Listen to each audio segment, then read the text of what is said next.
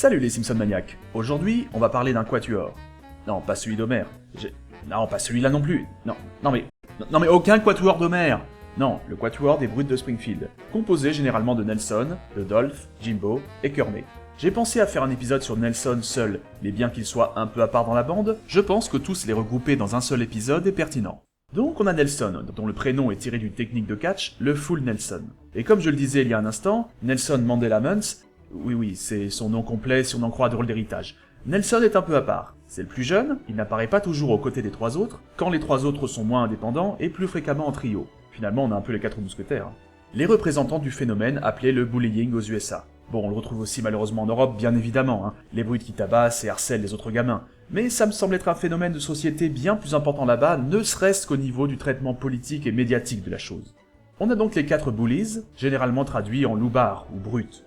Au début de la série, bien qu'on ait vu Dolph, Jimbo et Kearney dans Bart a perdu la tête, on les voyait guère dans l'école avant la saison 3. Du coup, on en avait 3. Nelson, le roi des bullies, et il ne faut pas oublier qu'il avait au début 2 comparses, assez peu développés pour qu'il n'ait pas de nom connu. Il était clairement leur leader, il servait pour les basses besognes. Ils seront assez souvent présents dans les 3 premières saisons, après ils vont progressivement disparaître, mis à part quelques scènes de foule on ne les verra quasiment pas pendant 15 ans, bien que les saisons HD les fassent un peu plus réapparaître. Un épisode charnière étant le jour de la raclée, où Skinner réunit les pires éléments de l'école et, avec Bart, on a Nelson, Dolph, Jimbo, Kearney, mais pas ces deux-là. On en profitera pour noter la différence de Bart avec eux. C'est un fauteur de troubles, un rebelle, mais pas une brute qui tabasse les autres comme eux. Autre moment charnière qu'il y a dans cet épisode, lorsque les 4 brutes se retrouvent à poireauter et au bout d'un moment, évoquer leurs sentiments et le pourquoi de leur attitude. Dans une espèce de scène qu'on a vue plusieurs fois depuis, mais alors très décalée par rapport à ce qu'on connaissait d'eux. Chose qui va se développer dans les saisons suivantes. On en reparlera.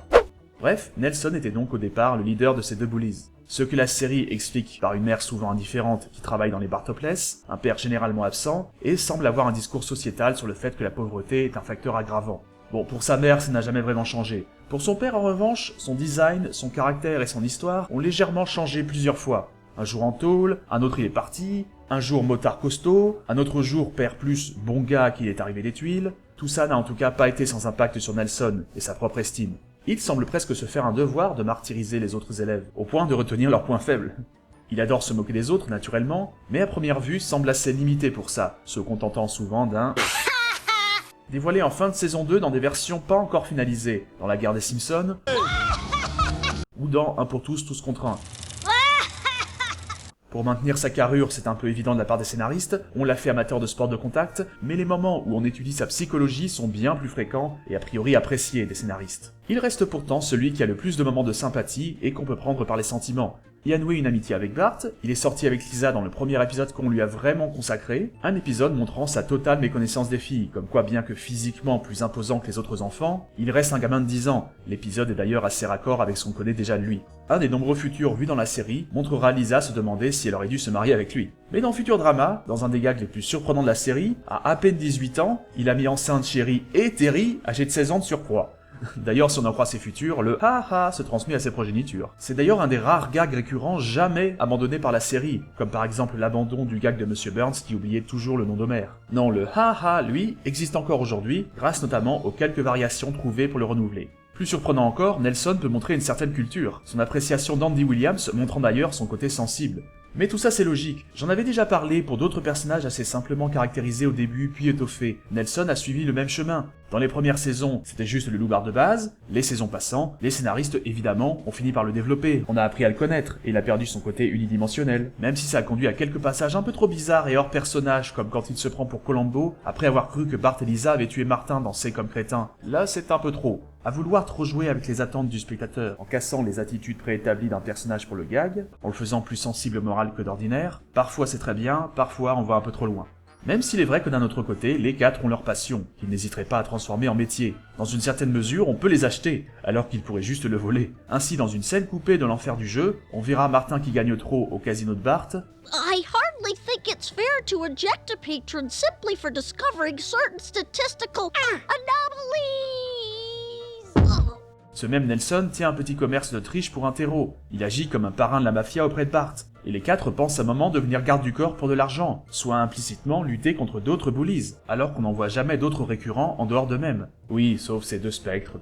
Garde du corps, c'est d'ailleurs ce que deviendra Kearney selon un futur. Et justement, parlons donc des 3 autres, qui sont plus âgés, bien qu'ils soient toujours à l'école primaire, notamment à cause de leur échec scolaire. Ils forment un trio inséparable, mais ont leurs individualités. Jimbo Jones a quelques histoires indépendantes. À l'instar de Nelson, sa vie hors école pourrait être meilleure. Sa mère semble être une prostituée, son père un alcoolique notoire, ce qui l'a conduit à se réfugier dans la drogue. Si la série n'était pas humoristique et le personnage lui-même assez drôle et plus antipathique qu'un Nelson, on pourrait quand même le plaindre car ce n'est pas très joyeux comme histoire. A l'inverse de Nelson toutefois qui n'a que rarement montré une personnalité lâche, on montre généralement Jimbo pas spécialement courageux, bien qu'il soit présenté comme la brute officielle de l'école dans le sax de Lisa. Quand il n'est pas en groupe, qu'il ne se sent pas en position dominante, il fait souvent moins le fier. Une caractéristique fréquente chez les bullies, qui compte souvent sur le nombre pour avoir un sentiment de force. Paradoxalement, dans tout ça, il est censé être un bon chrétien, mais en général ça ne se voit pas trop. On a aussi Kearney, dont le prénom est tiré de la rue où Matt a grandi. Kearney Zizwick. J'ai toujours un peu de mal avec son nom de famille, désolé, je ne sais pas où ils sont allés chercher un nom pareil, mais bref, là où Kearney a donc aussi quelques histoires indépendantes, malgré une ou deux contradictions classiques de la série, il est souvent montré comme étant plus vieux que les autres, au point d'avoir déjà un enfant. Il aurait donc au moins l'âge d'Otto et largement plus de 20 ans si on se fie à l'épisode Le vrai faux héros. Il apparaît même parfois comme assez responsable sur certains points. Il faut réparer l'église, c'est la première priorité. Et je dis ça en tant qu'adolescent et en tant que père d'un enfant. Et pourtant donc, il est toujours à l'école primaire, malgré le fait qu'il se rase, qu'il ait le permis, une voiture, un enfant, qu'il soit divorcé, qu'il soit membre de la NRA, qu'il ait fait la prison. Cela dit, même si les futurs varient, c'est souvent lui qui est montré comme ayant le meilleur avenir des 4 larrons. Chauffeur de taxi, principal adjoint, garde du corps de la présidente donc. Du trio, c'est sans doute celui que je préfère, même si je crois que j'aurais toujours du mal à retenir l'orthographe exacte de son nom de famille, contrairement à Jimbo. Jimbo, dont le vrai nom est Corky James Jones. Révélé en 2 fois dans les saisons 7... Ah, Zarbi, le vrai nom de Jimbo, c'est Corky. Et 8. Eh, fais gaffe, James! James étant simplement une référence à James L. Brooks. Ils ont conservé ça dans le canon de la série, quand on voit sa fiche dans 24 minutes. Ils n'ont par contre pas toujours été aussi attentifs concernant Dolph. Il s'appelle Starbeam ou Shapiro selon les épisodes. Mais il faut reconnaître que Dolph est le plus anecdotique des autres, et, même si ça remonte, fatalement celui dont j'avais mis le plus de temps à retenir le prénom. Faut dire aussi que c'est le seul des 3 dont le prénom n'est pas donné dans son épisode d'introduction, Bart a perdu la tête. Il faudra attendre la saison 4 dans les jolies colonies de vacances. D'ailleurs, je disais que Nelson pouvait montrer une certaine culture, mais dans un gag quasiment subliminal, on montre dans 24 minutes que Dolph parle 9 langues. Au niveau canon, par contre, ils se sont régulièrement souvenus qu'il était de confession judaïque pratiquant. La VF suivra leur développement, mis à part dans les très anciens épisodes, quand leurs personnages n'étaient pas encore bien définis, quand ils sont venus sur le devant de la scène de plus en plus souvent, ils ont eu le droit à leur voix attitrée. Là où Nelson a eu le droit à sa voix dès Terreur à la récré... Tiens, pauvre nul, prends ça pour la route. Malgré quelques exceptions ultérieures, Pas voter pour des nuls, ça va pas. les 3 autres, il a fallu plus de temps. Au final, Kearney, Nelson, Dolph sont tous doublés par Régine Tessot. Nelson et Kearney ayant eu longtemps une voix similaire, Outre ce pack de bière, je désirerais 3 cigares, ce que vous avez de meilleur et de moins cher. Ah, tu devras à un moment ou à un autre. pour qu'au final, elle trouve une voix spécifique à chaque. Nelson est raillé, Puis la fois d'après, tu fais équipe avec un gogol. Kearney étouffé, J'ai su que j'étais un adulte le jour où le juge a dit « Nous vous jugeons en tant qu'adulte ». Dolph qui parle un peu du nez. Oh là, germe encore un foie pour une greffe. Jimbo Jones, lui, ce sera la majorité du temps Joel Gigi qui, basiquement, reprendra Mark Landers. C'est grâce à mes équipiers si je suis sur le terrain en ce moment. Merci la taupe. Maintenant fais disparaître ton écran. Après, malgré donc toutes leurs facettes, on ne se refait pas. De base, dans les épisodes, il reste des brutes. La série a abordé principalement le côté violence physique et insulte immédiate du bullying, moins le côté harcèlement, plus réservé à Lisa par d'autres enfants. Et généralement, dans le cadre de l'école, même si ça ne s'y limite pas totalement, on les retrouve aussi dans des mauvais coups en dehors, notamment à voler dans les magasins. Mais les autres enfants ont un peu moins de soucis en dehors des heures de classe. Un peu moins. Pourtant, un comble, ils peuvent être pointilleux sur d'autres choses. Ils ont tabassé Bart pour avoir fait perdre son temps à Madame Crabapple. Nelson a tabassé Bart pour s'être attribué des mérites qui ne lui revenaient pas. Ils ne s'en prennent pas aux filles, ils ont des moments où ils sont magnanimes.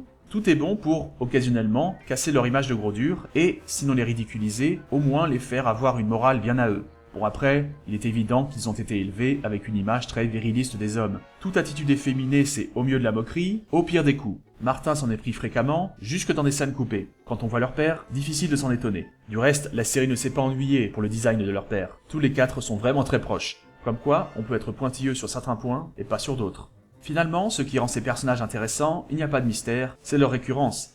S'ils étaient restés de simples figures menaçantes de l'école, se moquant et tabassant les autres élèves, on aurait vite tourné en rond. Comme je l'ai dit, il a fallu qu'ils se mettent à s'en prendre à d'autres, à varier leurs mauvaises actions, à ce qu'on connaisse un peu leur passé, et même qu'on voit de l'espoir en eux, surtout Nelson. Mais la série, malgré les quelques fois où elle s'est permis de briser le statu quo en maintenant une situation, comme la mort de Maud, ne se permettra sans doute jamais de faire d'eux des figures vraiment sympathiques et honnêtes pour de bon. Ce serait simplement tuer ce qui les rend drôles. Il vaut mieux qu'ils restent des bullies, tout en montrant que tout n'est peut-être pas perdu.